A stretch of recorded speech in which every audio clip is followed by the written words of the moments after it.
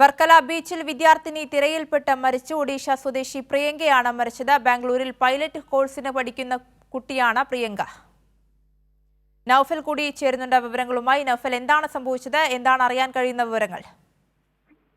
ആര്യ, ഇന്ന് വൈകുന്നേരത്തോടുകൂടിയാണ് വർക്കല മാന്ദ്ര ബീച്ചിലാണ് സംഭവം. ബാംഗ്ലൂരിൽ നിന്ന് വന്ന എഞ്ചിനീയറിംഗ് വിദ്യാർത്ഥികൾ ഉൾപ്പെട്ട 4 സംഘത്തിൽപ്പെട്ട ഒരു വിദ്യാർത്ഥിയാണ് അപകടത്തിൽപ്പെട്ടത്. ഇവര് 4 പേരാണ് കടലിൽ നിന്ന് കുളിക്കാനിറങ്ങിയത്. അതിൽ ഒരാൾ ഇന്ന് അപകടത്തിൽപ്പെടുകയും മരിക്കുകയുമായിരുന്നു.